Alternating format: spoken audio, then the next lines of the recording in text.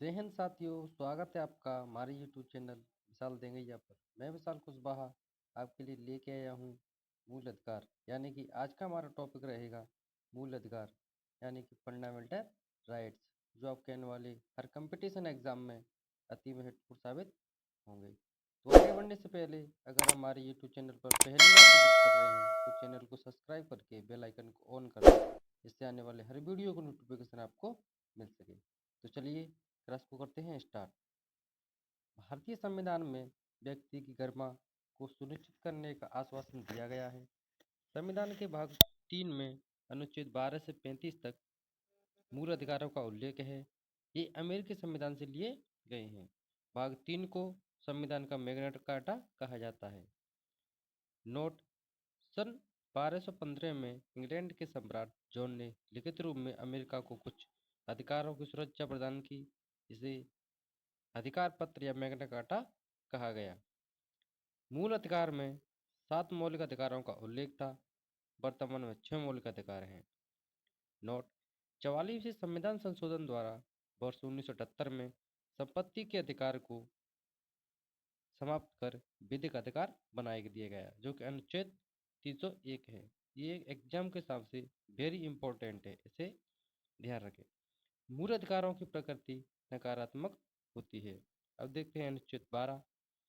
इस अनुच्छेद में राज्य शब्द को परिभाषित किया गया है। इसके अनुसार वे सभी संस्थाएं राज्य शब्द की परिभाषा में शामिल हैं जिनकी स्थापना सरकार ने की है अथवा प्रत्यक्ष या अप्रत्यक्ष रूप से वित्तीय सहायता प्राप्त करती हैं। अनुच्छेद 13। इस अनुच्छेद में मूल अधिकारों की रक्षा का उपबंध है। कोई भी ऐसी विधि जो मूल अधिकारों का उल्लंघन करती है, उल्लंघन की मात्रा तक शून्य होगी। अनुच्छेद 13(3) का इसमें विधि शब्द को परिभाषित किया गया है। इसके अनुसार संसद के सभी कानून, राज्य विधानमंडल के सभी कानून, अध्यादेश, नियम, अधिसूचना तथा परिपत्र शामिल हैं। न्यायिक पुनर्विलोकन यानी कि जुडिशियल रिव्यू। अनुच्छेद 13 न्यायिक पुनर्विलोकन का आधार है। यह पहले से लागू तथा भविष्य में बनाई जाने वाली सभी विधियों को न्यायिक पुनर्विलोकन के अधीन लाता है। नोट: भारतीय संविधान के किसी भी अनुच्छेद में न्यायिक पुनर्विलोकन शब्द का उल्लेख नहीं है।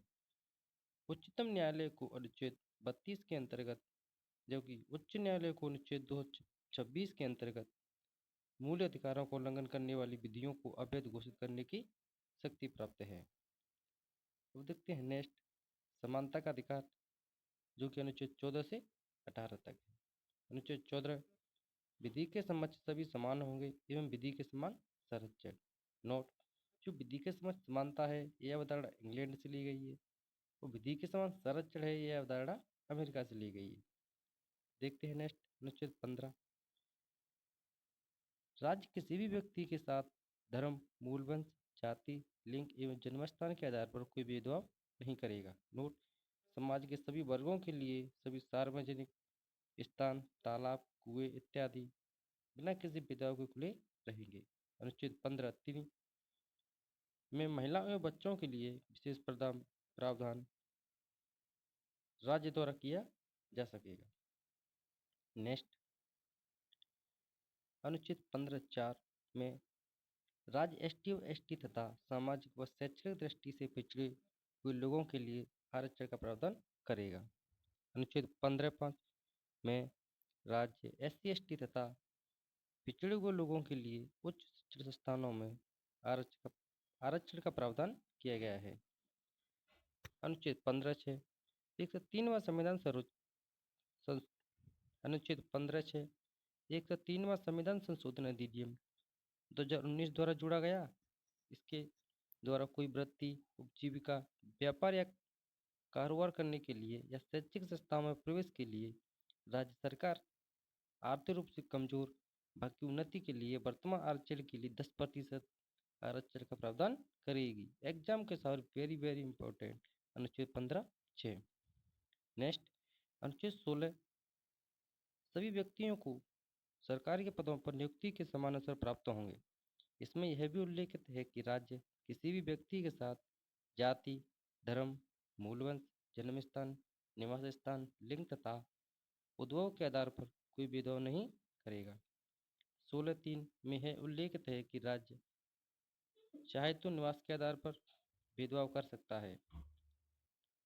अनुच्छेद 16(4) में यह बताया गया है कि राज्य की सरकार समाज के पिछड़े लोगों तथा जिनका सरकारी नौकरियों में अपर्याप्त प्रतिनिधित्व है के लिए आरक्षण का प्रावधान कर सकेगी। अनुच्छेद 16(4) का 77वें संविधान संशोधन अधिनियम 1995 द्वारा जोड़ा गया। इसमें राज्य को यह शक्ति दी गई है कि SC/ST के लिए प्रोन्नति में आरक्षण की व्यवस्था कर सकता है। नेक्स्ट, अनुच्छेद 16(4) 81वें संविधान संशोधन अधिनियम 2000 द्वारा जोड़ा गया। इसके द्वारा सेवा में आरक्षण में अग्रनयन के नियम को मान्यता प्रदान किया गया है। अनुच्छेद 15(5) राज्य द्वारा निर्मित कोई ऐसी विधि जो किसी धार्मिक या सांप्रदायिक संस्था के लिए किसी पदाधिकारी या सदस्य के रूप में किसी विशिष्ट धर्म या संप्रदाय के लोगों को ही नियुक्त किए जाने की प्रावधान करती है। अनुच्छेद 16(6) 103वें संविधान संशोधन अधिनियम 2019 द्वारा अंत्य स्थापित किया गया। इसके अंतर्गत राज्य आर्थिक रूप से कमजोर नागरिकों के लिए वर्तमान आरक्षण के अतिरिक्त प्रत्येक श्रेणी के पदों में अधिकतम 10% के आरक्षण का प्रावधान किया गया है। अनुच्छेद 15(6) अनुच्छेद 16(6) एग्जाम के हिसाब से बेहद महत्वपूर्ण है। इसका संविधान संशोधन जो कि 103वां संविधान संशोधन अधिनियम 2019 है, इसे ध्यान रखें। अनुच्छेद 17 इसके द्वारा अस्पृश्यता या छुआछूत पर रोक लगाई गई है। अस्पृश्यता को समाप्त करने के लिए वर्ष 1955 में नागरिक अधिकार संरक्षण अधिनियम बनाया गया। इसके अलावा ST/ST के विरुद्ध अत्याचारों को रोकने हेतु अनुसूचित जाति जनजाति अत्याचार निवारण अधिनियम 1989 बनाया गया। अनुच्छेद 18 राज्य सेना या शिक्षा संबंधी सम्मान के सिवाय और कोई उपाधि प्रदान नहीं करेगा। कोई भी भारत का नागरिक राष्ट्रपति की अनुमति के बिना किसी भी अन्य देश से कोई उपाधि नहीं लेगा। नेक्स्ट है स्वतंत्रता का अधिकार, जो कि अनुच्छेद 19 से 22 तक। अनुच्छेद 19 फर्स्ट मूल अधिकारों में इसमें 7 स्वतंत्रता प्रदान की गई थी। वर्तमान में 6 स्वतंत्रता उल्लेखित हैं। नंबर 1 भाषण एवं अभिव्यक्ति स्वतंत्रता। 2 बिना हथियार एवं शांतिपूर्वक सम्मेलन की स्वतंत्रता। 3 संगठन या संघ बनाने की स्वतंत्रता। 4 घूमने फिरने की स्वतंत्रता। 5 रहने या बसने की स्वतंत्रता। 6 रिक्त है।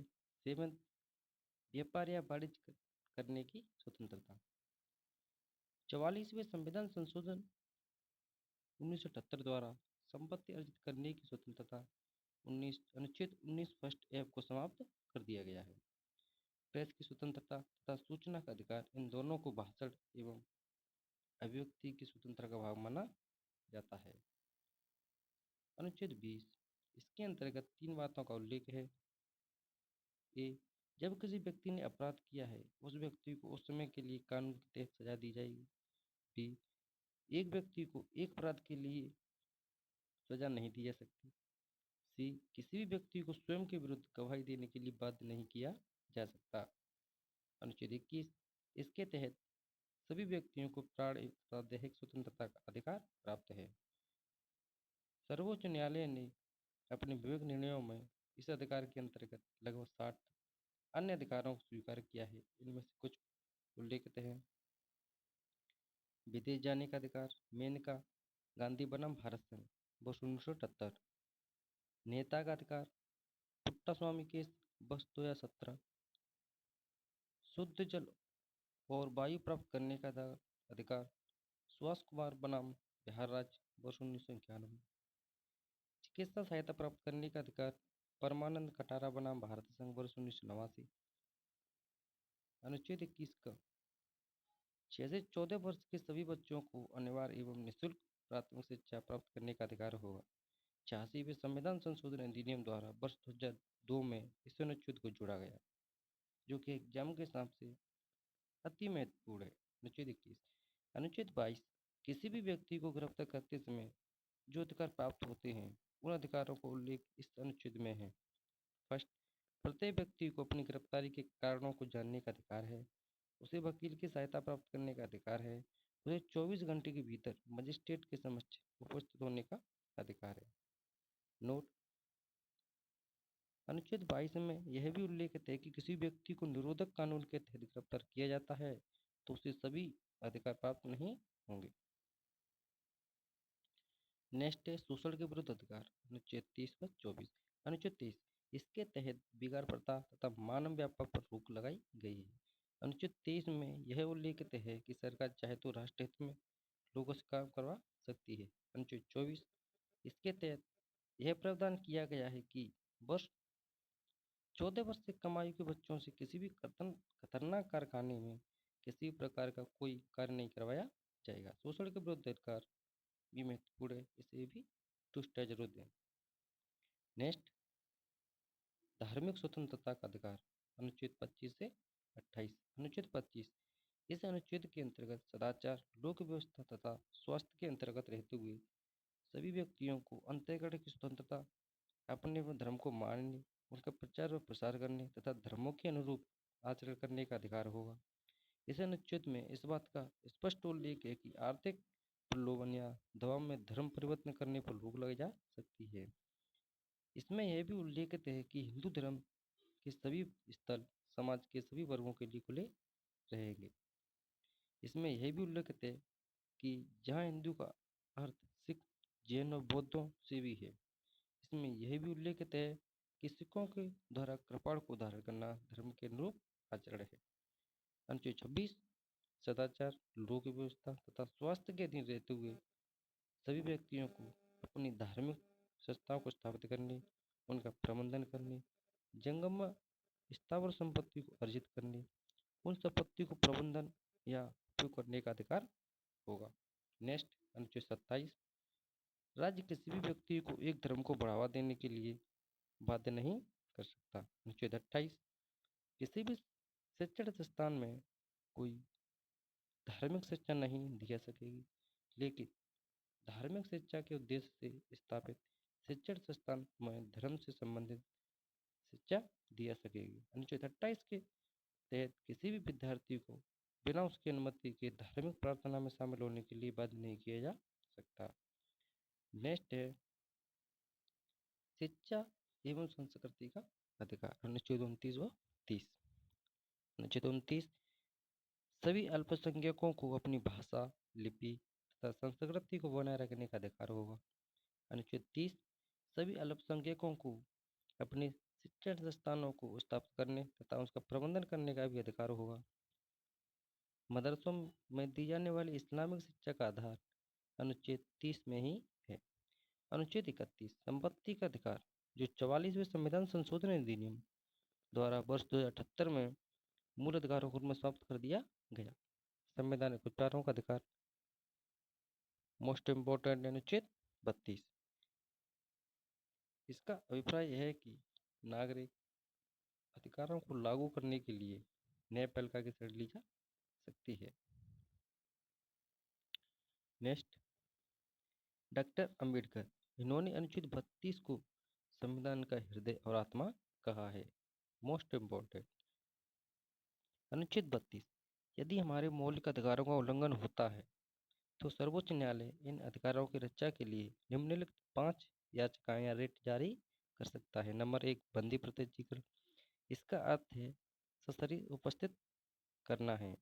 किसी भी व्यक्ति को अवैध रूप से बंदी बनाने पर उसे छुड़वाने हेतु ये याचिका जारी की जाती है। नंबर 2, परमादेश। इस आदेश द्वारा न्यायालय उस पदाधिकारी को अपने कर्तव्य निभाने के लिए आदेश जारी कर सकता है जो पदाधिकारी अपने कर्तव्य का समुचित पालन नहीं कर रहे। नंबर 3, अधिकार परीक्षा। किसी भी व्यक्ति द्वारा अवैध रूप से किसी पद को ग्रहण कर लेने पर उसे हटाए हेतु भी याचिका जारी की जाती है। नंबर 4, प्रतिषेध। ये आलेख सर्वोच्च न्यायालय तथा उच्च न्यायालय द्वारा अपने अधीनस्थ न्यायालयों को जारी करने हेतु निर्देश दिया जाता है कि इस मामले में कार्रवाई नहीं करे क्योंकि यह इसके क्षेत्राधिकार से बाहर है। 5th, उत्प्रेषण। इसका उपयोग किसी भी विवाद को निम्न न्यायालय से उच्च न्यायालय में भेजने के लिए जारी किया जाता है, जिससे कि वह अपने व्यक्ति से शक्ति से अधिक अधिकारों का उपयोग न न करे। नोट: अनुच्छेद 226 के तहत उच्च न्यायालय इन 5 रिटों के अलावा एक और राहत जारी करता है, जिसे अंतरिम राहत या इंजेक्शन कहा जाता है। तो ये है आज की हमारी क्लास। अगर आपको अच्छी लगे तो क्लास को लाइक करें, कमेंट करें। कमेंट बॉक्स में ज़रूर बताएं कि आपको क्लास कैसी लगी। अगर आप ये पीडीएफ भी लेना चाहते हो तो डिस्क्रिप्शन बॉक्स में दी हुई हमारे टेलीग्राम चैनल को जरूर कर लें, हम आपको पीडीएफ भी प्रोवाइड करा देंगे। जब तक के लिए जय हिंद, जय भारत। मिलते हैं नेक्स्ट क्लास में। Thank you.